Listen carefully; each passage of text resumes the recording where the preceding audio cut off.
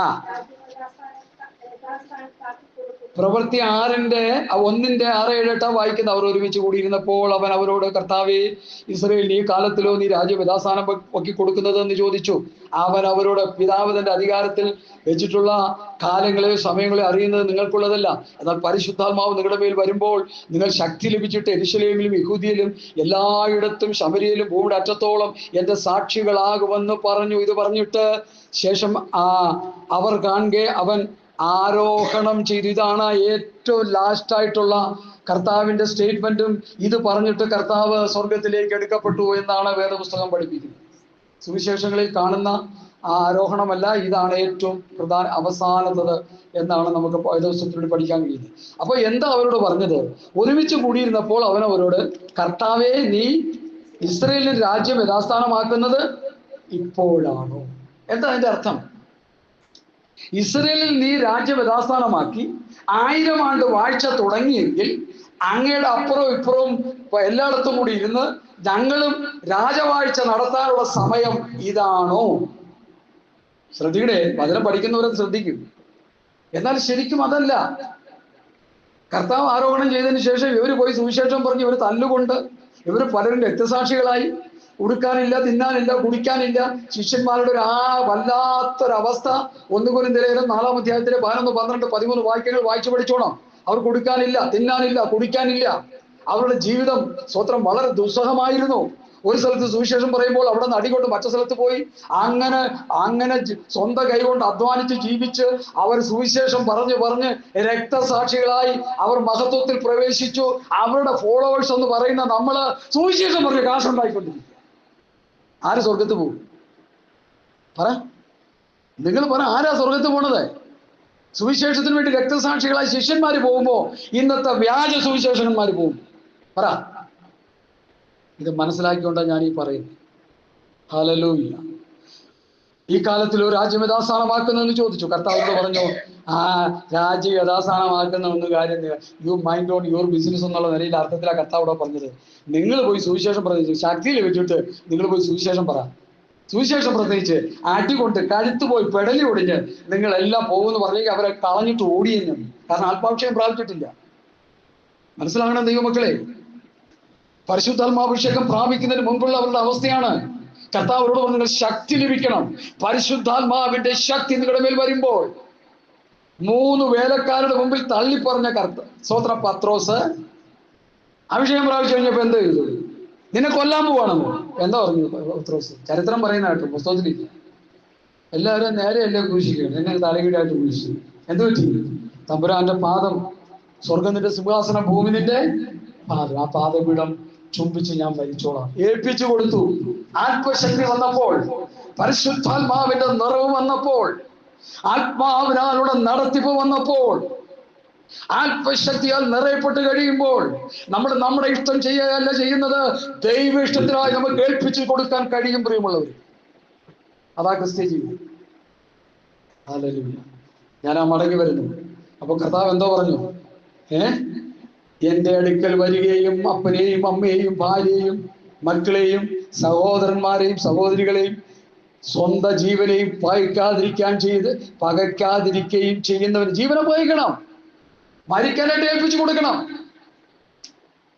ഞാനൊരു സഹോദരനോട്, ഒരു ഇന്റർനാഷണൽ പാസ്റ്ററോട് എന്നിട്ട് ഈ വിഷയം പറഞ്ഞ പുള്ളി പറയാം, നിങ്ങൾ എന്തിനാ ഈ സുവിശേഷം പറയുമ്പോൾ മദ്യപാനം, ഈ മയക്കും മരുന്ന്, MDMA, MVM ഇതൊക്കെ ഉണ്ടല്ലോ, ഇതിലേക്ക് കൂടെ പരസ്യം വെച്ച് സുവിശേഷം പറയേണ്ട കാര്യം എന്താണ്? സുവിശേഷം പറഞ്ഞാൽ അവർ തല്ലും കൊല്ലും. ഇത് കൂടി പറഞ്ഞാൽ രക്ഷപ്പെടാം.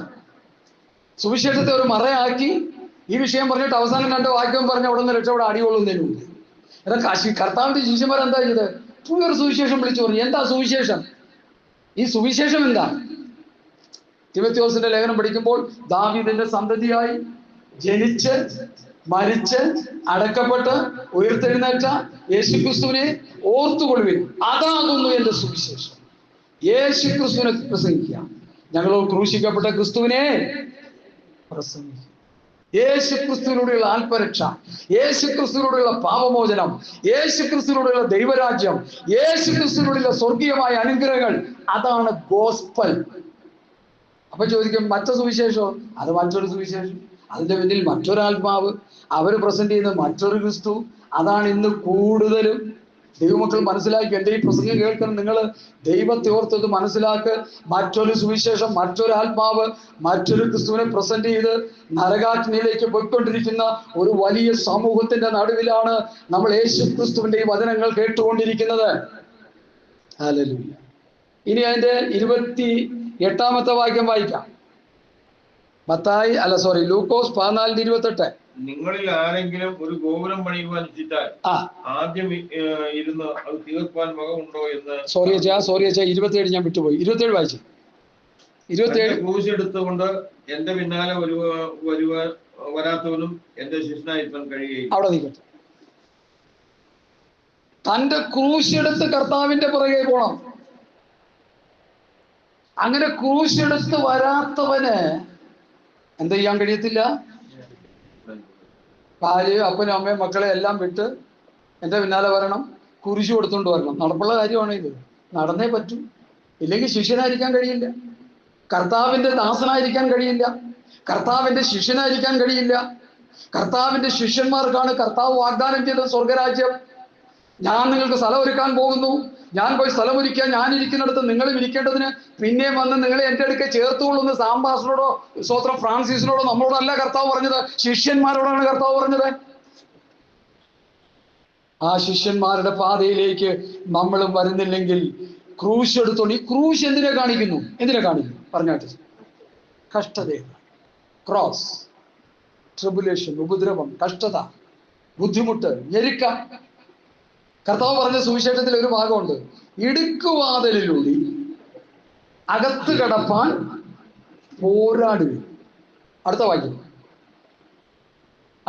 അടുത്ത ഭാഗം, പലരും കടപ്പാൻ നോക്കും. ഞാനിതൊക്കെ പ്രസംഗിച്ച് ഇങ്ങനെ കേട്ടെടുക്കുന്നുണ്ട്. അവർ പറയുന്നു ഇടുക്കുവാതിലൂടെ അകത്ത് കിടപ്പീൻ. ഈ ക്രൂശിനെ കുറിച്ച് പറയുമ്പോൾ ഒരു ചെറിയൊരു കഥ പറഞ്ഞ് ഞാൻ മുമ്പോട്ട് വന്ന് നിങ്ങൾക്ക് മനസ്സിലാകാൻ വേണ്ടി. ഒരു വിശ്വാസിക്ക് ക്രൂശ് വന്നു, കഷ്ടത വന്നു. കഷ്ടത കിടന്ന് തലയെ കൈവച്ച് അയ്യം പിടിച്ചു, എനിക്ക് കഷ്ടത തയ്ക്കാൻ കഴിയില്ല കർത്താവേ, ഈ കഷ്ടതയാകുന്ന ക്രൂശൊന്ന് മാറ്റിയിട്ട് എനിക്ക് വേറെ ഒരു ഭാരം കുറഞ്ഞൊരു ക്രൂശ് എനിക്കിതാ എന്ന് പറഞ്ഞ് പ്രാർത്ഥിച്ചു കഴിഞ്ഞപ്പോൾ ഇദ്ദേഹത്തിന് ഒരു വെളിപ്പാട്, ഒരു ദർശനം കൊടുത്തു. ഈ ക്രൂശുകൾ വെച്ചിരിക്കുന്ന ഒരു ഗോഡൌണിലേക്ക് കൊണ്ടുപോയി. അവിടെ ചെന്നിട്ട് പറഞ്ഞു, മകനെ നിനക്ക് ഇഷ്ടമുള്ള ക്രൂശ് എടുത്തു. അപ്പൊ ആദ്യം ചെന്ന് നോക്കിയപ്പോ പത്രോസിന്റെ ക്രൂശായിരിക്കുന്നു. ചെന്ന് പിടിച്ചിട്ട് ആനങ്ങുന്നില്ല. സ്വത്രം.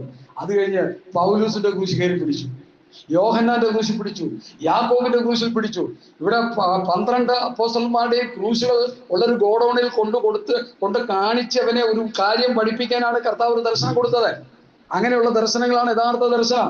അല്ലാത്തതൊക്കെ പേക്കിനുമായിട്ടാണ് ഞാൻ പേരിടുന്നത്. സ്വത്രം. നമ്മളെ ആത്മീയമായി ഉണർത്തിയെടുക്കുന്ന ദർശനങ്ങളാണ് ദൈവത്തിൽ നിന്ന് വരുന്നത്. അല്ലത്ത് മുഴുവൻ സാത്താൻ്റെതാണ് നമ്മൾ മനസ്സിലാക്കണം. ഈ മനുഷ്യൻ പറഞ്ഞു, ഇവരുടെ ആരുടെയും ക്രൂശ് എടുത്തുകൊണ്ട് എനിക്ക് മടക്കാൻ പറ്റില്ല കർത്താവേ, എൻ്റെ പഴയ ക്രൂശ് ഞാൻ എനിക്ക് അത് മതി.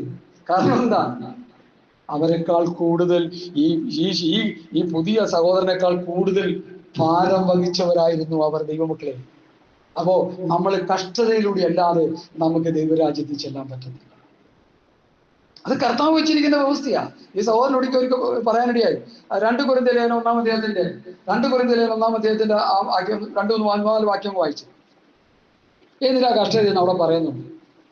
വായിച്ച പെട്ടെന്ന് വായിച്ചാൽ നിർത്തിക്കൊള്ളാം. സമയം 1 മണിക്ക് തന്നെ ഷാർപ്പ് നിർത്തും. 2 കൊരിന്ത്യർ ലേഖനം 1-ാം അധ്യായത്തിന്റെ 1 മുതലുള്ള വാക്യങ്ങൾ.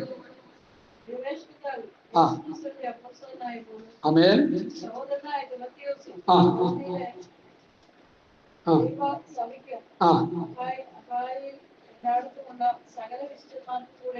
എഴുതുന്നത്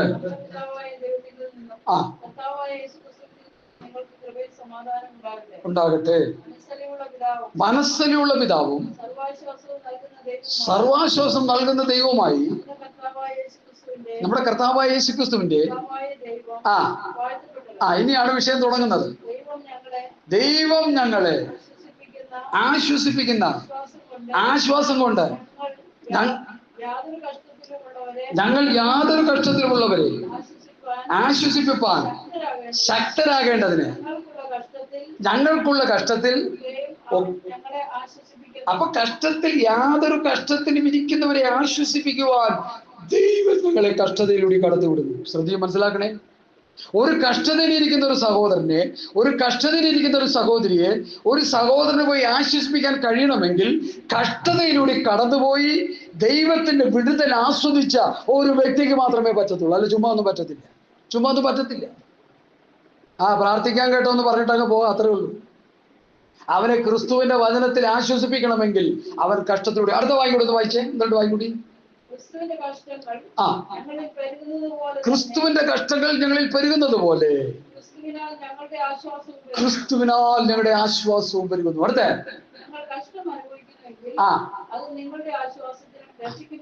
മതി മതി. അപ്പൊ ഞങ്ങൾ കഷ്ടം അനുഭവിക്കുന്നത് ആർക്ക് വേണ്ടിയാ? ശിഷ്യന്മാരെ നിങ്ങൾക്ക് വേണ്ടിയാ. നിങ്ങളെ ആശ്വസിപ്പിക്കുവാൻ, നിങ്ങളെ കഷ്ടതയിൽ ബലപ്പെടുത്തുവാൻ, നിങ്ങളെ കഷ്ടതയിൽ ഉറപ്പിച്ചു നിർത്തുവാൻ. ഇനി 1 തെസ്സലോനി 3-ാം അധ്യായത്തിന്റെ 1-ാം വാക്യം ഒന്ന് വായിച്ച്.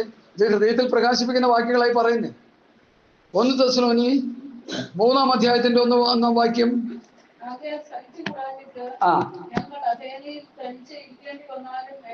വേണ്ടതില്ല.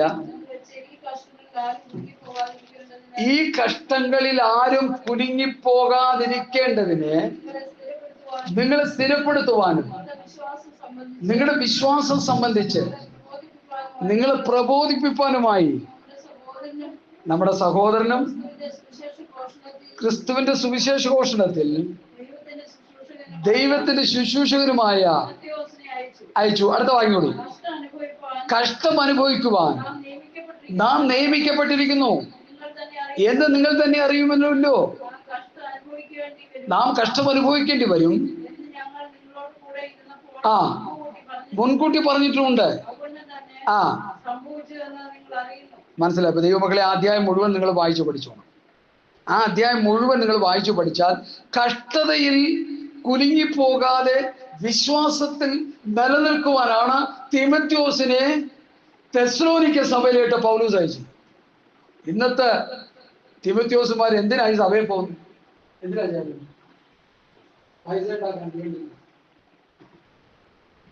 ഇതുമാർക്കും രക്ഷിക്കപ്പെട്ടു വന്നൊരു സഹോദരൻ ഞാനൊന്നും പറഞ്ഞു കൊടുത്തിട്ടൊന്നുമില്ല. അത് തന്നെ പറഞ്ഞു. ഒരു സഭയിൽ ശുശ്രൂഷകനായിട്ട് പോകുന്നത് വാരിക്കോരി അനുഗ്രഹിക്കുന്ന ദൈവം, സമൃദ്ധി തരുന്ന ദൈവം. അത് കേൾക്കുമ്പോൾ ജനത്തിന് ഭയങ്കര സന്തോഷമാണ്. ജനം കിടന്ന് പ്രാർത്ഥിച്ച് ബഹളം വെച്ച് അങ്ങോട്ട് ഏൽപ്പിച്ചു കൊടുക്കുകയും ചെയ്യും. സാത്താൻ നല്ല അനുഗ്രഹം ഭൗതികം ഇഷ്ടം പോലെ ഒഴുക്കി കൊടുക്കുകയും ആത്മീയത്തിൽ വട്ടപൂജ്യമായി തീരുന്നു. ശരിയല്ലേ? നമുക്ക് ആത്മീയമല്ലേ വേണ്ടത്? ഞാൻ നേരത്തെ പറഞ്ഞ ഒന്നുകൂടി എടുത്ത് പറയുക. 80 വയസ്സ് വരെ ഈ ഭൂമി ജീവിക്കുന്ന കാര്യമാണോ നമ്മൾ ചിന്തിക്കുന്നത്? മരണാനന്തര ജീവിതം കർത്താവിന്റെ സന്നിധിയിൽ ചേർക്കപ്പെടണം, അതല്ലേ നമ്മുടെ വിഷയം? ഇവിടെ ഭൗതിക അനുഗ്രഹത്താൽ നിറയപ്പെട്ടാൽ അവിടെ ചേർക്കുന്നാണോ വിഷയം? ഇടുക്ക് വഴിയിലൂടെ പോകുന്നവരല്ലേ പറ്റത്തുള്ളൂ. ക്രൂശ് എടുത്ത് പോകുന്നവരല്ലേ പറ്റത്തുള്ളൂ. ക്രൂശ് എടുക്കുന്നവരല്ലേ ശിഷ്യനാകത്തുള്ളൂ. ഇടുക്ക് വഴിയിലൂടെ പോകുന്നവരല്ലേ ശിഷ്യനാകത്തുള്ളൂ. കഷ്ടതയിൽ തികഞ്ഞു വരുന്നവരെ ശിഷ്യനാകത്തുള്ളൂ. പുത്രനെങ്കിലും അനുഭവിച്ച കഷ്ടങ്ങളാൽ അനുസരണം പഠിച്ച് തികഞ്ഞവനായി. അപ്പൊ അനുസരണം പഠിക്കാൻ കഷ്ടത വേണ്ടേ? എനിക്കറിയാം, കഷ്ടതയെ ശാസിച്ച ഒരു സഹോദരൻ തിരുവനന്തപുരത്ത് കിടപ്പുണ്ട്. ഇന്റർനാഷണൽ പ്രീച്ചറാണ്. ഞാൻ പണ്ടൊക്കെ അദ്ദേഹത്തിന്റെ പ്രസംഗം കേട്ട് മയങ്ങിപ്പോയി. പിന്നെ പിന്നെ പിന്നെ പിന്നെ വന്ന് ഈ പിതാക്കന്മാരിൽ നിന്ന് ഉപദേശം കേട്ട് IPCയിലത്തെ പഴയ പാസ്റ്റർമാരാണ് എൻ്റെ ഗുരുക്കന്മാർ. അല്ലാതെ ഇന്ന് കാണുന്ന ഈ ചാന്തിയോട് ചോദിച്ച പിള്ളേരൊന്നുമല്ല. അവരൊക്കെ ഉപദേശം പറഞ്ഞ് കേട്ട് മനസ്സിലായപ്പോ എനിക്ക് മനസ്സിലായി, ഇത് മുഴുവൻ തട്ടിപ്പാണെന്ന് മനസ്സിലായി. കഷ്ടതയെ പുള്ളി പറയുക, കഷ്ടതയെ യേശുവിന്റെ നാമത്തിൽ കഷ്ടത പോയി. പിറ്റേ ദിവസം തൊട്ട് അനുഗ്രഹമായി. ഒരു 2-2.5 കോടി ഒരു വീട്, BMW കാറ്, ഒരു 2-3 ഭാര്യമാര്. പറയുന്നത് ക്ഷമിക്കണേ. കഷ്ടത മാറിക്കഴിഞ്ഞപ്പോ പിന്നെ സുഖമല്ലേ എല്ലാ നിലയിൽ. പിന്നെ രാത്രി 12 മണിക്ക് ശേഷം കുപ്പി പൊട്ടിക്കല്. ഇത് ഇന്ന് നടന്നുകൊണ്ടിരിക്കുക ആത്മീയകോളത്തില്. ആരുടെയും പേരും ആരുടെയും പ്രസ്ഥാനവും ഞാൻ പറയുന്നില്ല. ഇതെല്ലാം കേട്ട് മനസ്സ് തഴമ്പിച്ച് ഒരു മനുഷ്യനായിരുന്നു ഞാൻ. പക്ഷേ കർത്താവ് എന്നെ വചനത്തിലൂടെ ബലപ്പെടുത്തി. ഇതൊക്കെ നരകത്തിലേക്കുള്ള പോക്കാണ്, നീ ഉപദേശമനുസരിച്ച് ജീവിച്ചു, അതുകൊണ്ട് കുഴപ്പമൊന്നുമില്ല എന്ന് കർത്താവ് എന്നെ ബലപ്പെടുത്തിക്കൊണ്ടാണ് ഞാനിത് പറഞ്ഞുകൊണ്ടിരിക്കുന്നത്. മദ്യപാനി ദൈവരാജ്യം അവകാശമാക്കിയ തെസ്സലോനിക്ക ലേഖനത്തിൽ പൗലോസിന് എഴുതേണ്ട വല്ല വെളിവുകളാണോ പൗലോസ് എഴുതി വെച്ചത്? മദ്യം വെച്ച് വചനം പ്രസംഗിക്കുന്നവരുണ്ടെന്ന് ഇന്നത്തെ ആത്മീയ കോളത്തിൽ. ശരിയായ ആത്മീയഗോളം അല്ല, ഈ പാപഭംഗിലമായ ആത്മീയഗോളം. അവരുടെ പ്രസംഗം കേട്ട് ജനം നശിച്ചുകൊണ്ടിരിക്കുക. 500 രൂപയിൽ കുറഞ്ഞ് സ്തോത്രാഴ്ച ഇടരുതെന്ന് പ്രഖ്യാപനം നടത്തുന്ന പാസ്റ്റർമാർ. എന്താ മാമേ അതിന്റെ ലക്ഷ്യം? 500 പേര് വന്ന കാശ് എത്രയായി? മാത്തമാറ്റിക്സ് അറിയത്തില്ല, ഒന്ന് പറഞ്ഞേ. 500 രൂപയ്ക്ക് എത്രയായി? 500 രൂപ വെച്ച് 500 പേര് വരുമ്പോൾ എത്രയായി? 2.5 ലക്ഷം രൂപ അല്ലേ? ഇല്ലേ? ശരിയാണോ? ഞാൻ വട്ടപൂജയാണ് മാത്തമാറ്റിക്സ്, അതുകൊണ്ട് ഞാൻ അങ്ങോട്ട് ചോദിച്ചത്. അപ്പൊ ഒരു സമയം കഴിയുമ്പോൾ 2.5 ലക്ഷം രൂപ എണ്ണിയെടുത്ത് ബാങ്കിൽ കൊണ്ടുപോയി ഒരു 2.25 ലക്ഷം രൂപ ബാങ്കിൽ അങ്ങോട്ട് ഡംപ് ചെയ്തിട്ട് ബാക്കി 25 രൂപയും കൊണ്ട് കറങ്ങി അടിച്ച് പിന്നെ അടുത്ത ആഴ്ച വരുമ്പോ 2.25 ലക്ഷം രൂപ, പിന്നെ അടുത്ത ആഴ്ച വരുമ്പോ 2.25 ലക്ഷം രൂപ. എങ്ങോട്ടായി പോക്ക്? ആരാ ഇതിനെ കുറിച്ച് പ്രസംഗിക്കുന്നേ? ഈ മ്ലേച്ഛത, ഈ അശുദ്ധി, ഈ അക്രമം ആരാണ് പ്രസംഗിക്കുന്നത്? ഗൾഫിലുണ്ടായിരുന്ന എന്റെ കൂടെ ഉണ്ടായിരുന്ന ഭാവിച്ചാൽ പാസ്റ്ററിന്റെ പ്രസംഗം എനിക്ക് ഇഷ്ടമല്ലെന്ന് പറഞ്ഞു. നമ്മൾ എന്ത് പറ്റി? നിങ്ങൾ ഇങ്ങനെയൊക്കെ പറയും, പിന്നെ എങ്ങനെ പറയണം? ബാംഗ്ലൂരിലത്തെ മോൻ വന്ന് പറഞ്ഞതുപോലെ ഞാൻ പറയണോ? അറിയാമല്ലോ, ഞാൻ പറയണ്ടല്ലോ. അതുപോലെ ഞാൻ പറയണോ? ഉണ്ടിയില്ലുണ്ട്. ബാംഗ്ലൂരിൽ ഒരു മോൻ വന്നിട്ട് ഞങ്ങളുടെ അസോസിയേഷൻ പാസ്റ്റർമാർ ഇന്ന രീതിയിൽ മ്ലേച്ഛതയൊക്കെ ചെയ്യുന്നുണ്ടെങ്കിലും ഞങ്ങളുടെ സഭ വളരുന്നു എന്ന് ഞാൻ പറയണോ? പിന്നെ മിണ്ടിയില്ല. അച്ഛാ, വചനം കേട്ട് മാനസാന്തരം പോകാൻ നോക്കൂ, നരകത്തിൽ പോയി കൊണ്ട് ഊഴിയിടാതെ. എന്നെ കേൾക്കുന്ന പ്രിയപ്പെട്ടവരെ, ഒരു യഥാർത്ഥ ശിഷ്യൻ ആരാണെന്ന് ചോദിച്ചാൽ ഭാര്യ വേണം, മക്കള് വേണം, എല്ലാവരും വേണം. അവരിലൊന്നും ആശ്രയിക്കരുത്. കർത്താവിനെ മാത്രം മുറുകെ പിടിച്ചുകൊള്ളണം. കാരണം മരണാനന്തര ജീവിതത്തിൽ നമ്മളെ ചേർത്തുകൊള്ളുന്നത് കർത്താവ് മാത്രമേ. മറ്റതെല്ലാം ശവക്കുഴിയോടുകൂടി ജഡബന്ധങ്ങൾ ഈ ലോകത്തിൽ നിന്ന് മാറ്റപ്പെടുകയാണ് സഹോദരങ്ങളെ. ഇത് നമ്മൾ ഹൃദയത്തിൽ മനസ്സിലാക്കണം. ഇത് മനസ്സിലാക്കിയിട്ടാണ് പൗലോസ് വിളിച്ചു പറഞ്ഞത്, യേശുക്രിസ്തുവിനെ പോലും ഞാൻ ജഡപ്രകാരം അറിയുന്നില്ല. ഓ, ജഡപ്രകാരം യേശുക്രിസ്തുവിനെ അറിയണ്ടേ? എനിക്ക് ആത്മാവിൽ അറിഞ്ഞാൽ. ശാന്തരാജു എന്നോട് ചോദിക്കും, വീട്ടിൽ റൂമിൽ കയറി എന്ത് ചെയ്തോണ്ടിരിക്കുക? നമ്മൾ ബാധിക്കുന്നു, ഇതെല്ലാം വാരി വചനം ധ്യാനിച്ചുകൊണ്ടിരിക്കുക. അതുകൊണ്ട് ഇങ്ങനെയൊക്കെ പറയുന്നേ. ഹല്ലേലൂയ. ഈ വചനം ഇടപെടാതെ വായിക്കുകയും പ്രാർത്ഥിക്കുകയും ചെയ്യുമ്പോൾ ദൈവത്തിന്റെ പരിശുദ്ധാത്മാക്കളുണ്ട്. ഏത് ബൈബിൾ കോളേജിലായി സഹോദരൻ പഠിച്ചത്? എത്ര മനോഹരമായിരുന്നു പ്രബോധനം. ഞാൻ അതിശയിച്ചു പോയി സത്യത്തിൽ. 2 ഉപദേശിമാർ മതി ഇവിടെ, വേറെ ആരും വേണ്ട. ഇത് നമ്മളവിടെ വല്ലപ്പോഴും ഒന്ന് വരുന്നതേ ഉള്ളൂ. അവരെ ഒന്ന് പ്രോത്സാഹിപ്പിക്കണം. സ്വത്രം. ഞാൻ പറഞ്ഞു പ്രബോധനം പറയാം. ഞാൻ പറയത്തില്ല, അഭിഷേകം പ്രാപിച്ചിട്ടില്ല കേട്ടോ. അതുകൊണ്ടാണ്. ഇവർ നല്ലൊരു സഹോദരനാണ്. പാസ്റ്റർമാരെയൊക്കെ വരച്ചവരെ നിർത്തുന്ന ഒരു സഹോദരനായി ഈ ഫിഷർമാൻ ആൻഡ് പവർമാൻ. സ്വത്രം. എന്നെ കേൾക്കുന്ന പ്രിയപ്പെട്ടവർ, ഞാൻ ഇതൊക്കെ പറഞ്ഞു. നമുക്ക് അടുത്ത വിഷയത്തിൽ ഒന്ന് കൺക്ലൂഷൻ ചെയ്യാം. സമയമായി 10 മിനിറ്റ് തന്നെ നിർത്താം. സ്വത്രം. ഇനി അടുത്ത് 28 മുതൽ വായിക്കാം. 28 മുതൽ ലൂക്കോസ് 14:28 മുതൽ. ഇച്ഛിച്ചാൽ കണക്ക് നോക്കിയില്ലയോ?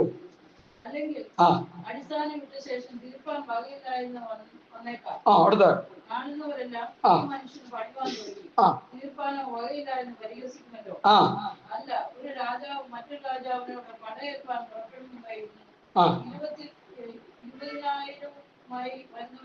ആമേൻ. ഇല്ലയോ?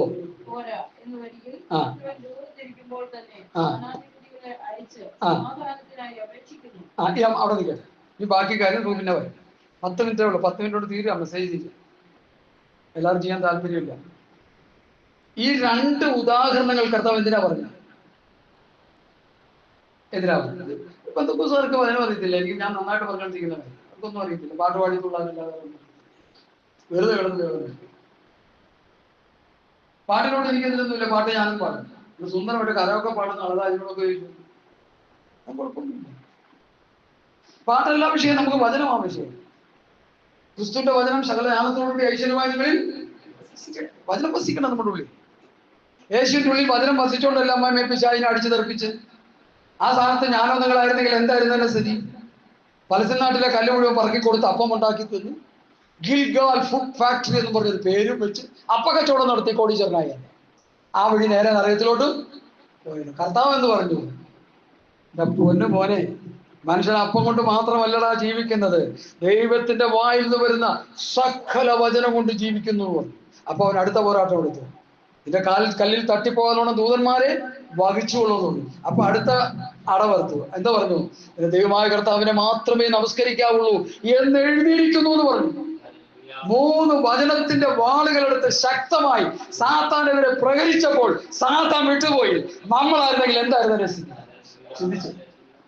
പിതാക്കന്മാരിൽ നിന്ന് വചനം പഠിച്ചുകൊണ്ട് എനിക്ക് ഈ നിലയിൽ പ്രസംഗിക്കാനും എന്നെ ഈ പ്രത്യാശയുടെ ജീവിതം നയിക്കാൻ ഇടയായി. ഉള്ള സ്വത്ത് മുഴുവൻ എഴുതി കൊടുത്ത്, സുവിശേഷ വേലയ്ക്ക് വേണ്ടി എഴുതി കൊടുത്ത്, ഒരു മരുന്ന് പോലും തലയിൽ പുരട്ടാതെ രോഗശാന്തി പ്രാപിച്ച് ദൈവത്തിന്റെ അത്ഭുതങ്ങൾ ഇസ്രായേൽ മക്കൾ കണ്ടതുപോലെ നേരിട്ട് കണ്ട ചില പിതാക്കന്മാരുമായിട്ടുള്ള ഒരു ആത്മബന്ധം എനിക്കുള്ളത് കൊണ്ടാണ് ഞാനിങ്ങനെ പറയുന്നത്. അല്ലെങ്കിൽ വല്ല ചപ്പും ചവറും വിളിച്ചു പറഞ്ഞിട്ട് പോയെന്നെ. ഇത് കേൾക്കുന്ന പ്രിയപ്പെട്ടവരെ, ഈ 2 ഉദാഹരണം ഇവിടെ പറഞ്ഞതിന്റെ പ്രധാന കാരണം, നാം ഗോപുരം പണിയാൻ ഇച്ഛിക്കുമ്പോൾ കണക്ക് നോക്കണം. സ്വർഗത്തിലേക്ക് പോകാനായിട്ട് ശ്രമിക്കുന്ന നാം ഈ സഹോദരന്മാരും സഹോദരിമാരും ഇവരുമായിട്ടുള്ള ബന്ധങ്ങൾ എങ്ങനെയാണെന്ന് നമ്മൾ ശോധന ചെയ്യണം. ഭാര്യയെക്കാളും മക്കളെക്കാളും സ്വന്തം അപ്പനെയും അമ്മയെക്കാളും സഹോദര ബന്ധത്തെക്കാളും യേശുവിനെ ഞാൻ സ്നേഹിക്കുന്നുണ്ടോ എന്ന് ശോധന ചെയ്യണം ഓരോ ദിവസവും. എന്റെ സ്നേഹം ഭാര്യയോടാണോ മക്കളോടാണോ? എന്റെ സ്നേഹം അപ്പനമ്മമാരോടാണോ? എന്റെ സ്നേഹം ക്രിസ്തുവിനേക്കാൾ മറ്റ് ലോകത്തിലെ ജഡബന്ധങ്ങൾക്ക് ഞാൻ കൊടുക്കുന്നുവെന്ന് നീ ഓരോ ദിവസവും ഇരുന്ന് ശോധന ചെയ്യണം. തീർപ്പാൻ വകയുണ്ടോ? പണി തുടങ്ങി തീർക്കാൻ പറ്റുമോ എന്ന് ശോധന ചെയ്യണം. ഇല്ലെങ്കിൽ മറ്റുള്ളവർ പറയും കുറച്ചു നാൾ വിശ്വാസമായിട്ട് നടന്നു, അവസാനം എന്ത് പറ്റി? താ കിടക്കണ വിശ്വാസം എന്ന് പറഞ്ഞ് ഒരു ചെടിയെ പോലെ ജീവിക്കാൻ കർത്താവിനോട് പറഞ്ഞ് ദൂത് വന്ന് ഇവിടെ പറയണമെന്ന് അവിടെ ഞാൻ പറഞ്ഞു. ആദ്യമായിട്ടാണ് വിഷയം ഞാൻ ഇവിടെ പ്രസംഗിക്കുന്നത്. മുൻകൂർ ജാമ്യം എടുത്ത് പ്രസംഗിക്കുന്നു. ജഡബന്ധങ്ങൾ വേണ്ടെന്ന് ഞാൻ പറയുന്നില്ല, അപ്പനമ്മ ബന്ധം വേണ്ടെന്ന് പറയുന്നില്ല, സഹോദര ബന്ധങ്ങൾ ഭാര്യഭർത്തൃ ബന്ധം വേണ്ടെന്ന് ഞാൻ പറയുന്നില്ല. കൊച്ചുകുട്ടികളൊക്കെ ഞങ്ങളൊരു കൊച്ചുകുട്ടിയുണ്ട്, ഞങ്ങൾക്ക് എല്ലാവർക്കും ജീവനാണ്, സ്നേഹിക്കുന്നു. പക്ഷെ കർത്താവിനേക്കാൾ കൂടുതൽ അവരെ സ്നേഹിക്കരുത്. മാതാപിതാക്കൾ മറുപടി തന്നു, ദൂത് പറയുന്നു. മക്കളെ തന്നത് കർത്താവാണ്, ആ കർത്താവിനെ സ്നേഹിച്ചോണം. അവനെ നമ്മൾ ഓമനിക്കണം, നമ്മളെല്ലാം ചെയ്തു കൊടുക്കണം. അത് വേറെ കാര്യം. സ്നേഹം കർത്താവിനോടൊപ്പമായിരിക്കണം. കാരണം ശവക്കുഴിക്ക് പിന്നാലെ വരുന്നത് കർത്താവ് മാത്രമേ ഉള്ളൂ. ഹല്ലേലൂയ. ഞാൻ നേരത്തെ പറഞ്ഞല്ലോ അപ്പന്റെ ബന്ധം. അപ്പാ എന്നെ വിട്ടിട്ട് ഞങ്ങളെ വിട്ടിട്ട് പോവുകയാണോ? അപ്പം പറയും നിങ്ങളല്ലേ ഞങ്ങളെ വിട്ടിട്ട് പോകും. അങ്ങോട്ടും ഇങ്ങോട്ടൊക്കെ വിട്ടിട്ട് പോകും.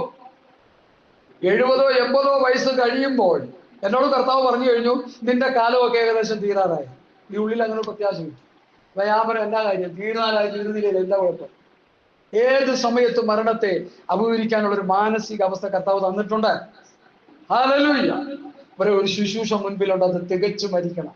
അതാണ് എൻ്റെ ചിന്ത. അതിനുവേണ്ടി ഞാൻ അഹോരാത്രം പ്രാർത്ഥിക്കുകയും യത്നിക്കുകയും ചെയ്തുകൊണ്ട് ഈ ദൈവമക്കളെ അതിനുവേണ്ടി നിങ്ങൾ എനിക്ക് വേണ്ടി പ്രാർത്ഥിക്കുക, അല്ല വേറെ വിഷയത്തിന് വേണ്ടി പ്രാർത്ഥിക്കണ്ട.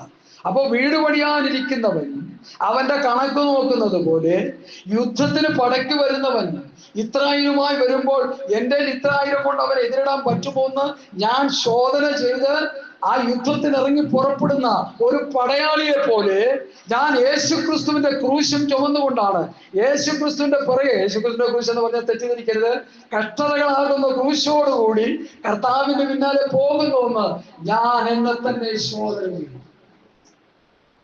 അതോ സമൃദ്ധിയുടെ മടിത്തത്തിൽ കിടന്ന് ഞാൻ ജീവിച്ച് ലോക മനുഷ്യനെ പോലെ ജീവിക്കുന്നു എന്ന് ശോധന ചെയ്യുന്നു. ക്രിസ്തുവിന്റെ സ്നേഹത്തിൽ നിന്നെ വേർതിരിക്കുന്നത് ആര്? ഒന്നിനും എന്നെ ആ വാക്യം എടുത്തൊന്ന് വായിച്ചേ. റോമാലേഖനത്തിലുള്ള വാക്യം എടുത്ത് വായിച്ച ദൈവമക്കളെ, കർത്താവ് തരുന്ന വാക്യമാണ് റോമാലേഖനത്തിലെ വാക്യം. ക്രിസ്തുയേശുവിന്റെ സ്നേഹത്തിൽ നിന്നെ വേർതിരിക്കുന്നതാ? കഷ്ടതയോ പട്ടിണിയോ ഉപദ്രവമോ നഗ്നതയോ ആപത്തോ വാളോ? വായിച്ചാട്ടെ. നാമോ നമ്മെ സ്നേഹിച്ചവൻ മുഖാന്തരം കഷ്ടതയോ സങ്കടമോ ഉപദ്രവമോ പട്ടിണിയോ നഗ്നതയോ ആപത്തോ വാളോ? ഇതേതാണല്ലോ വേർതിരിക്കുന്നത്? ഒന്നിനും വേർതിരിക്കാൻ കഴിയില്ല. ആരാ പറഞ്ഞ? കോടീശ്വരനായ പൗലോസ്. ആരാ പറഞ്ഞ? ജ്ഞാനിയായ 3 PhD ഉണ്ടെന്ന ചരിത്രം പറയുന്നു. ഇന്നത്തെ സുവിശേഷന്മാരുണ്ടാക്കിയത് ഈ വചനത്തെ കോട്ടിമാട്ടി പറഞ്ഞ് കാശുണ്ടാക്കിയ മറ്റേ യഹൂദനായ സ്വത്രം പൗലോസ് പാരമ്പര്യ ധനാഢ്യനാണ്. ഫിലിപ്പി ലേഖനം നിങ്ങൾ ഒത്തി നോക്കിയോ, ക്രിസ്തുവിന്റെ ദർശനം എന്റെ ഉള്ളിൽ വന്നു കഴിഞ്ഞപ്പോൾ പൗലോസ് എന്താ ചെയ്തു? അതുകൂടി ഒന്ന് വായിച്ചേ. ക്രിസ്തുയേശു നിമിത്തം സകലതും ഛേദമെന്നെണ്ണി എന്നുള്ള ഭാഗം വചനം അറിയാവുന്നവരടുത്ത് പടപടേന്ന് അങ്ങോട്ട് വായിച്ചു. ഇല്ലെങ്കിൽ ഞാനങ്ങ് വായിക്കും. ഫിലിപ്പിയ ലേഖനം 8-ാം നാളിൽ പരിച്ഛേദനയേറ്റവൻ, ഇസ്രായേൽ ജാതിക്കാരൻ 3:5 മുതൽ, ബെന്യാമിൻ ഗോത്രക്കാരൻ, ഇബ്രാഹിം ജനിച്ച ഇബ്രായൻ, ന്യായപ്രമാണം സംബന്ധിച്ച പരീശൻ, ശുഷ്കാം സംബന്ധിച്ച സഭയെ ഉപദ്രവിച്ചവൻ, ന്യായപ്രമാണത്തിലെ നീതി സംബന്ധിച്ച അനിന്യൻ, എങ്കിലും എനിക്ക് ലാഭമായിരുന്ന ഈ 7 പദവികളും ക്രിസ്തു നിമിത്തം ഞാൻ ഛേദമെന്നെണ്ണിയിരിക്കുന്നു. അത് മാത്രമല്ല, എൻ്റെ കർത്താവായ യേശുക്രിസ്തുവിനെ കുറിച്ചുള്ള പരിജ്ഞാനത്തിന്റെ ശ്രേഷ്ഠത നിമിത്തം ഞാൻ ഇപ്പോൾ എല്ലാം ഛേദമെന്നെണ്ണിയിരിക്കുന്നു. ഞാൻ ക്രിസ്തുവിനെ നേടേണ്ടതിനും ന്യായപ്രമാണത്തിൽ നിന്നുള്ള സ്വന്തം നീതിയല്ല, ക്രിസ്തുവിലുള്ള വിശ്വാസം മൂലം ദൈവം വിശ്വസിക്കുന്നവർക്ക് നൽകുന്ന നീതി തന്നെ ലഭിച്ച് അവനെ ഇരിക്കേണ്ടതിനും അവന്റെ മരണത്തോട് അനുഭവപ്പെട്ടിട്ട് അവന്റെ പുനരുദ്ധാനത്തിന്റെ ശക്തിയെയും അവന്റെ കഷ്ടാനുഭവങ്ങളുടെ കൂട്ടായ്മയും അനുഭവിച്ചറിയേണ്ടതിന് ഇങ്ങനെ വല്ലവിധനെയും മരിച്ചവരിൽ നിന്നുള്ള പുനരുദ്ധാനം പ്രാപിക്കണമെന്ന് വെച്ച് ഞാൻ അവന്റെ നിമിത്തം ഉപേക്ഷിച്ച് ചവറെന്നെണ്ണുന്നു. ഈ ചവറെന്നുള്ളത് KJV ട്രാൻസ്ലേഷനിലെടുത്ത് വായിച്ചോ, സെറ്റിൻഡാക്കി കിടക്കുന്ന സാധനത്തെ അവിടെ എടുത്ത് കാണിച്ചു. തനിക്കുണ്ടായിരുന്ന പദവി, തനിക്കുണ്ടായിരുന്ന ജ്ഞാനം, തനിക്കുണ്ടായിരുന്ന ധനം, തനിക്കുണ്ടായിരുന്ന സ്ഥാനമാനങ്ങൾ. ഒരു യഹൂദ റബ്ബി എന്ന് പറഞ്ഞ ആരാ? ഇന്നത്തെ ഒരു കോർട്ടിലെ ജഡ്ജിയുടെ സ്ഥാനമാണ്. ഒരു മനുഷ്യനെ ശിക്ഷ വിധിച്ച് കൊല്ലാനുള്ള അധികാരമുണ്ട്. ആ അധികാരപത്രവുമായിട്ട് ഡമസ്കോസിന്റെ സ്വത്രം പടിവാതിക്കൽ വെച്ച് ദൈവത്തിന്റെ ദർശനം അവന് കിട്ടിയത്. അന്ന് കൊടുത്തില്ലെങ്കിൽ കൊറോണത്തിന് കൊന്നൊടിക്കേണ്ടി വരും. അവസാനം എന്താ പറ്റി? ഡമസ്കോസിന്റെ പടിവാതിക്കൽ വെച്ച് ദൈവദർശനം കിട്ടി ക്രിസ്തുവിന് വേണ്ടി മരിക്കുന്ന ഒരു സാക്ഷ്യമാണ്. 2 തിമോഥെയോസിന്റെ ലേഖനം എഴുതി തീർന്നു കഴിഞ്ഞപ്പോൾ റോമാ സാമ്രാജ്യത്തിന്റെ വാള് തന്റെ കഴുത്തിൽ വീണുവെന്നാണ് ജോസീഫസ് യഹൂദ ചരിത്രകാരൻ എഴുതി വെച്ചിരിക്കുന്നത്. പള്ളികളിൽ പഠിക്കാനിടയാണ്. ഇതൊക്കെ കേട്ട് കഴിഞ്ഞപ്പോൾ ഞങ്ങൾ എന്തിനും വിനിരിക്കും? നമ്മൾ ഇതൊക്കെ കണ്ടിട്ട് നമ്മൾ ഈ ചപ്പിന്റെ ചോറിനെ പറയാൻ പോട്ടെ, കാര്യം എന്തിരിക്കും? ഇനി അടുത്ത പോയിന്റ് കൂടി പറഞ്ഞു നിർത്തുക. സമയം കറക്റ്റ് ഒന്നാണ്. നിർത്തിയാട്ടോ. അടുത്ത വാക്ക് കൂടി വായിച്ചോട്ടെ. 33, 34, 35 വാക്യങ്ങൾ ലൂക്കോസ് 14. നിങ്ങൾ വായിക്കുന്നില്ലെങ്കിൽ ഞാനങ്ങ് വായിക്കും, അത്രേ ഉള്ളൂ. അങ്ങനെ തന്നെ നിങ്ങളിൽ ആരെങ്കിലും തനിക്കുള്ളതൊക്കെയും വിട്ടുപിരിയുന്നില്ലേ? ക്രൂശെടുത്ത് അനുഭവിക്കാത്തവനും തനിക്കുള്ളതെയും വിട്ടുപിരിയാത്തവനും പിന്നെ അപ്പനെയോ അമ്മയെയോ സഹോദരികളെയോ സഹോദരന്മാരെയോ പകയ്ക്കാതിരിക്കുകയും ചെയ്തവൻ എൻ്റെ ശിഷ്യനായിരിക്കാൻ കഴിയില്ല. തൻ്റെ ക്രൂശെടുത്തുകൊണ്ട് തൻ്റെ പിന്നാലെ വരാത്തൊരു ശിഷ്യനായിരിക്കാൻ കഴിയില്ല. അങ്ങനെ തന്നെ നിങ്ങളിൽ ആരെങ്കിലും തനിക്കുള്ളതൊക്കെയും വിട്ടു പിരിയുന്നില്ലെങ്കിൽ അവരെൻ്റെ ശിഷ്യനായിരിക്കാൻ കഴിയും. ഒപ്പിച്ചാൻ ഒരിക്കൽ പറഞ്ഞ് ഞാൻ എൻ്റെ ഹൃദയത്തിൽ കരുതിയിട്ടുണ്ട്. തക്കായി കർത്താവിനെ കണ്ടെത്തിയപ്പോൾ അവൻ പാപ്പരായി. അവന് കഞ്ഞിക്കുള്ള വക മാത്രമേ ഉണ്ടായി. കോടീശ്വരൻ. നമ്മൾ ഇതൊക്കെ മനസ്സിലാക്കിയിട്ട് പിന്നെ നമ്മൾ ഈ പിടിച്ചു വെച്ചോണ്ടിരിക്കുക അല്ലേ? പറഞ്ഞു പ്രിയ ദൈവമക്കളെ, നിന്റെ നിക്ഷേപമുള്ളിടത്ത് അതായത് നമ്മുടെ നിക്ഷേപം കർത്താവ്. പാട്ട് പാടും, എന്റെ സമ്പത്തൊന്നു ചൊല്ലുവാൻ വേറെയില്ലെന്നു യേശു മാത്രം സമ്പത്താകുന്നു എന്ന് പാടിയിട്ട് ആ സമ്പത്തിൽ ഒരു ശകലമെങ്ങാനും ആരെങ്കിലും തട്ടപ്പെടുത്തി ഈ പാട്ട് നേരെ തിരിച്ചു പാടും അല്ലേ? മണ്ണെ പ്രതി മാണിക്യം പിടികയില്ലെന്ന് പെന്തക്കോസ്തുകാരിൽ നിന്ന് പിതാക്കന്മാരുടെ ഉപദേശം കേട്ട് അവരുടെ മക്കളുടെ മക്കൾ ഇപ്പൊ മാണിക്യത്തെ മുറുകെ പിടിച്ചു വെച്ചുകൊണ്ടിരിക്കുക. അല്ല, മണ്ണിനെ മുറുകെ പിടിച്ചുകൊണ്ടിരിക്കുക. മാണിക്യം വിട്ടുപോയിട്ട് വർഷങ്ങളായി. ഇത്രയും പറഞ്ഞു വന്നിട്ട് അവസാനത്തെ പോർഷനിലേക്ക് വന്ന് ഞാൻ പ്രാർത്ഥിച്ച് നിർത്താൻ പോകും കറക്റ്റ് സമയത്ത്. എന്നിട്ട് പറഞ്ഞ എന്റെ 34, 35 വാക്യങ്ങൾ വായിച്ചാട്ടെ, പെട്ടെന്ന് വായിക്കുക. ഉപ്പ് നല്ലത് തന്നെ, ഉപ്പ് കാരമില്ലാതെ പോയാൽ എന്തോന്ന് കൊണ്ട് അതിനെ രസം വരുത്താം.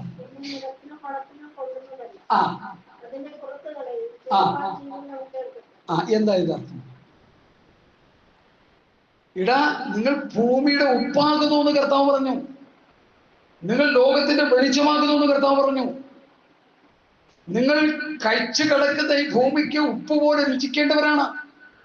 ആത്മീയ അന്ധതയിൽ കിടക്കുന്ന ജനത്തിന് ആത്മീയ വെളിച്ചം കൊടുക്കേണ്ടവരാണ്. നിങ്ങൾ പ്രകാശമാണ്. യേശുക്രിസ്തുവിന്റെ പ്രകാശധാരകളാണ് നിങ്ങൾ. 3.5 വർഷം ഉപദേശം പഠിപ്പിച്ചു കഴിഞ്ഞപ്പോൾ കർത്താവ് പറഞ്ഞു, ഇനി നിങ്ങൾ ലോകത്തിന്റെ വെളിച്ചം. ഇതുവരെ ഞാൻ വെളിച്ചം, നിങ്ങളാ വെളിച്ചം, ഇനി നിങ്ങളാ ഉപ്പ്. ആ ഉപ്പെന്ന് പറയുന്ന, ആ വെളിച്ചം എന്ന് പറയുന്ന ക്രൈസ്തവ ഗോളം ഇപ്പൊ ഏതവസ്ഥയിലായിരിക്കുന്നു എന്ന് ചിന്തിക്കേ. ഒരു ഗുണവുമില്ലാതെ, ഒരു വെളിച്ചവുമില്ലാതെ, ഒരു രുചിയുമില്ലാതെ കഴിച്ച് കഴിച്ച് കഴിച്ച് കിടക്കുകയല്ലേ. അതെ. അപ്പോ ഈ ശിഷ്യത്വത്തിന്റെ പാതയിലേക്ക് 3 ശിഷ്യത്വത്തിന്റെ പാത. അപ്പനെ അമ്മ സഹോദരിമാരെയൊക്കെ എന്താണ് പകയ്ക്കാന്ന് പറഞ്ഞാൽ അവരിൽ ക്രിസ്തുവിനേക്കാളും സ്നേഹം അവർക്ക് കൊടുക്കരുതെന്ന് അർത്ഥമേ ഉള്ളവര്. അതാ ഫ്ലെമിംഗ് പറയുന്നത്.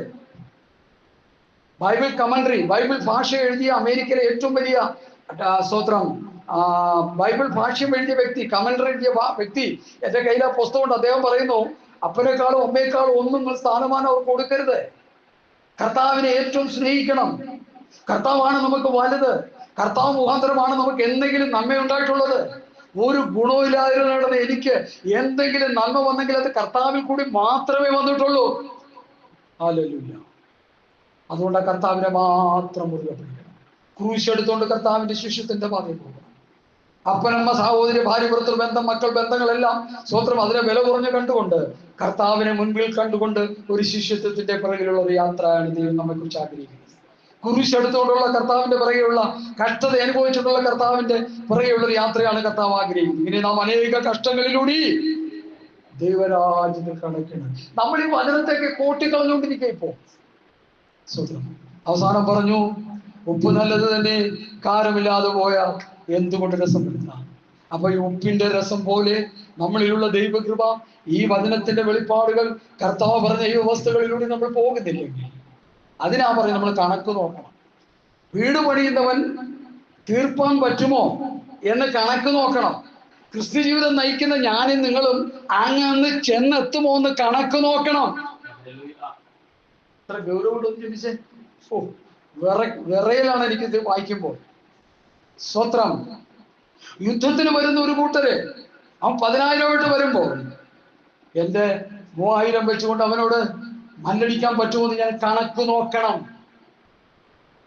എന്റെ ക്രിസ്ത്യ ജീവിതത്തിൽ ഞാൻ നിത്യത പ്രാപിക്കാൻ തടസ്സമായി ഈ സഹോദര ബന്ധങ്ങൾ, ഈ ജഡബന്ധങ്ങൾ, ഈ ഭൗതികമായ അനുഗ്രഹങ്ങൾ തടസ്സമാണോ എന്ന് കണക്ക് നോക്കണം. ഒരു ദിവസമല്ല, എല്ലാ ദിവസവും. ക്രിസ്തുവേശുവിൽ നിന്ന് അകറ്റുന്ന ഏതാണ്?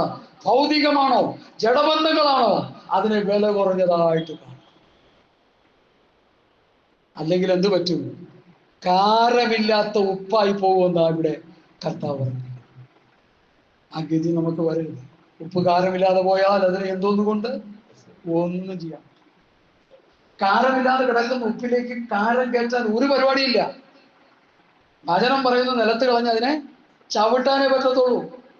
അങ്ങനെ ദൈവദിനം പിടിച്ച കർത്താവിന്റെ ദാസൻ വടക്കേന്ത്യയിൽ യാത്ര ചെയ്യുമ്പോൾ ഒരു വലിയ മഞ്ഞുവല പോലെ കിടക്കുന്നു. അപ്പൊ തൊട്ടത്തിന് ഹിന്ദിക്കാരോട് എന്താണെന്ന് ചോദിച്ചു. അത് കാരമില്ലാത്ത ഉപ്പ് കൊണ്ട് കൂട്ടിയിട്ടിരിക്കുക. ഉടനെ പുള്ളി അന്നുകൊണ്ട് പ്രസംഗിക്കാനോട് ഇതാ ബന്ധക്കോസുകാർ കിടക്കുന്നേ, ഉപ്പ് പോലെ കിടക്കുന്നു, ഇങ്ങനെ കുമിഞ്ഞു കൂടി കിടക്കുന്നു. അവരുടെ ഇടയിൽ ഒരു ചെറിയൊരു ഗ്രൂപ്പായി സ്വന്തം ഇസ്രായേലിൽ നിന്ന് പുറപ്പെട്ട 2 പേര്, എല്ലാവരും കണ്ണുകൾ അടച്ച്. ഇസ്രായേലിൽ നിന്ന് പുറപ്പെട്ട 2 പേര്. ഇവിടെ ദേവദാസൻ പറഞ്ഞല്ലോ, 30 ലക്ഷം പാട്ടും പാടി മ്യൂസിക് പ്രോഗ്രാം ഒക്കെ കൂടി നടത്തി യാത്ര ചെയ്യുന്നു. 2 പേരാണ് ചെന്നത്. നോഹയുടെ കാലത്ത് കൃപയാൽ 8 പേര് പോയി. ബാക്കിയുള്ളവർക്ക് എന്ത് സംഭവിച്ചു? ലക്ഷ്യസ്ഥാനത്ത് അവരെത്തിയില്ല. അതുകൊണ്ട് പുതിയ നിയമസഭയോട് ആത്മാവിൽ എരിവേറി ഒരു ദൈവദാസൻ വിളിച്ചു പറയുന്നു, നിങ്ങൾക്ക് ഭൗതിക നന്മകൾ ഉണ്ടെങ്കിൽ നല്ലത്, മക്കളും മരുമക്കളും കൊച്ചുമക്കളും എല്ലാവരും ഉണ്ടെങ്കിൽ നല്ലത്, അവരിലൊന്നും പ്രത്യാശ വെക്കരുത്. മാമ്പു കണ്ടും മക്കളെയും കണ്ടും പ്രത്യാശ വെക്കരുന്ന ലോകത്തിലെ നാടൻ ഭാഷയാണ് സ്വത്രം. അതുകൊണ്ട് മക്കളിലോ ഭാര്യ ഭർത്താവിലോ ഭർത്താവ് ഭാര്യയിലോ കൊച്ചുമക്കളിലോ അവരിലൂരിലോ നമ്മൾ പ്രത്യാശ വേണം. നമ്മുടെ പ്രത്യാശ കർത്താവിലായിരിക്കണം. സ്വർഗത്ത് കൊണ്ടുപോകാനുള്ള ദിവസം പറഞ്ഞല്ലോ, സ്വർഗത്ത് കൊണ്ടുപോകാൻ നമുക്ക് വാഗ്ദത്തം തന്ന ആ കർത്താവ് മാത്രമേ ഉള്ളൂ. അങ്ങനത്തെ ഒരു ഗുരുവാണ് നമുക്കുള്ളത്.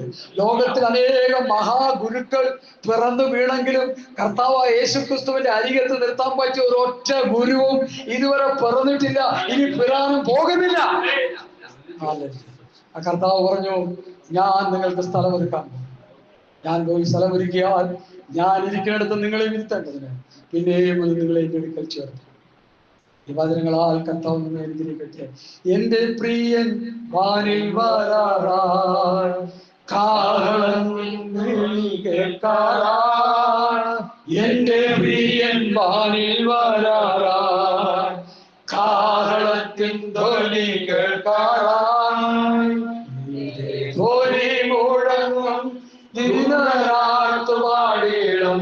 നാമം ചേർന്നു പാടും ദൂതതുല്യരായി. ധ്വനി മുഴങ്ങും ദൂതരാത്തു പാടിയിടും, നാമം ചേർന്നു പാടും ദൂതതുല്യരായി. എന്റെ പ്രിയൻ വാനിൽ വാരാറായി കാഹളത്തിൽ